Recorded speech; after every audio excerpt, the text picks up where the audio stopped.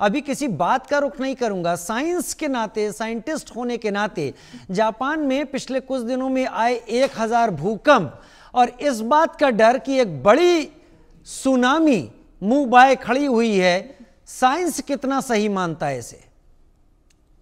देखिए, जहाँ तक जापान का सब प्रश्न है, जापान एक बहुत ही संवेदनशील क्षेत्र है।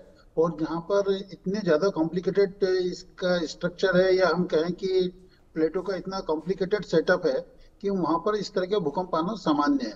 उसमें कोई विशेष यानी घबराने वाली बात नहीं है, क्योंकि जापान वो क्षेत्र रहा है जहाँ पर अक्सर जमीनें हिलती रहती है, और हर साल करीब 2000 के करीब भूकंप वहाँ पर आते हैं।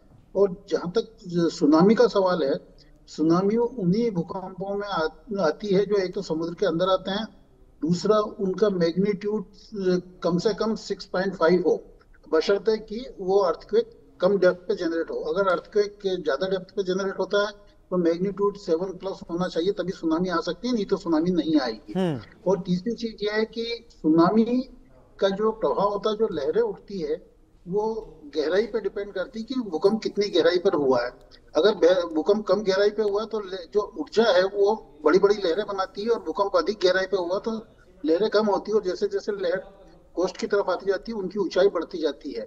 तो अगर जापान में भूकंप आता है या सुनामी आती है तो वो कोई आश्चर्य की बात नहीं होगी। हम्म। और इसका कारण ये है कि यहाँ पे जो कॉम्प्लिकेटेड स्ट्रक्चर है, या जो प्लेटो का सेटअप है, वो हमेशा इस तरह का रहता है, क्योंकि यहाँ पे 3-4 सबडक्शन जोन है, और चारों के चारों सबडक्शन जोन एक्टिव हैं। और भूकंप या सुनामी वहीं आएगी जहाँ पर सबडक्शन जोन होंगे। ठीक है, ठीक है सर, जो आप यहाँ पर बात बता रहे हैं कि जापान इन चीज़ों का आदती है, जापान इन चीज़ों के साथ एक लंबी ज़िंदगी जी चुका है।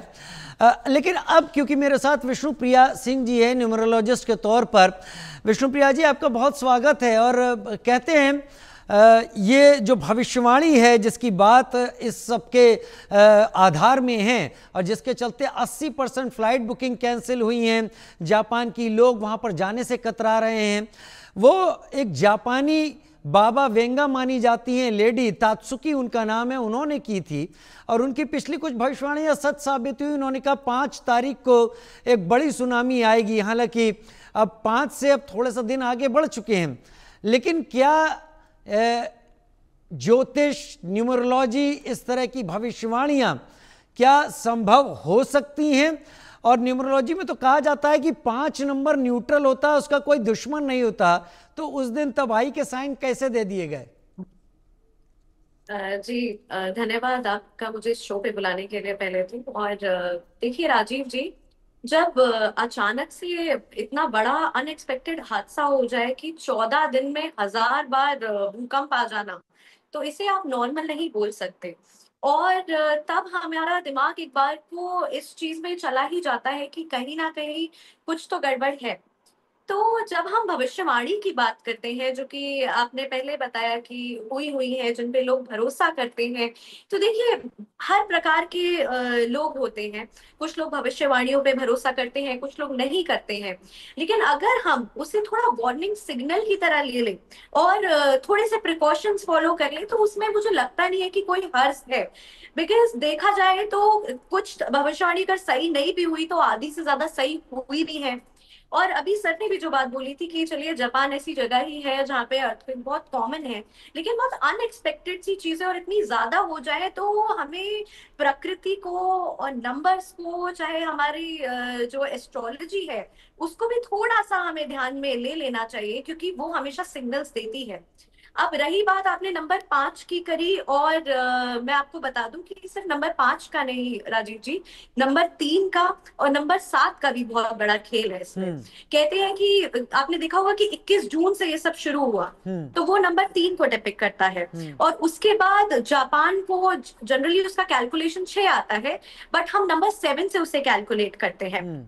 और मैंने जो कैलकुलेशन निकाली है, अगर मैं आपको उस हिसाब से बताऊं, तो टोकरा जहाँ पे ये हो रहा है, उसका नंबर भी 3 आता है। 3 शांति को तो डिपिक्ट करता है, लेकिन ये एक्सपेंशन को भी डिपिक्ट करता है। जो अर्ली एलिमेंट्स जो बहुत टाइम से शांत रहते हैं, उसको भी डिपिक्ट करता है। और अगर हम नंबर 3 के भी वाइब्रेशन की बात करें, तो वो एक मूवमेंट का सिंबल है। और हम सबको पता है कि ये साल 9 नंबर का है। तो 9 नंबर का तो आप समझ लीजिए जो हमारे इंडिया पे भी जो असर हुआ था, वहां से जापान भी कैसे बच सकता है। तो जब ये सारे नंबर साथ में आए हैं, तो आप सोचिए इनके वाइब्रेशंस कैसे काम नहीं करेंगे। तो ये बहुत बेसिक बेसिक चीजें, अगर अभी जब मैं अगली बार बोलूंगी तो आपको एक एक चीज का कैलकुलेशन अच्छे से समझाऊंगी। आपने सही कहा, एक एक चीज़ का कैलकुलेशन आप अच्छे से समझाएंगे, लेकिन 4 नंबर ऐसे होते हैं न्यूमरोलॉजी में जो सबसे खास कहे जाते हैं। अगर मैं गलत नहीं हूं तो पहला जो कि सूर्य को प्रतिनिधित्व करता है, 3 जो कि बृहस्पति का प्रतिनिधित्व करता है, 5 जो कि न्यूट्रल है, और 6 जो कि शुक्र का प्रतिनिधित्व करता है। अगर 3 यहाँ पर बृहस्पति है और बृहस्पति इस तरीके का अगर रिजल्ट दे रहा है तो आप समझाइएगा मुझे। लेकिन मैं डॉक्टर ए के बयानी का यहाँ पर रुख करना चाहूँगा। डॉक्टर ए के बयानी, जापान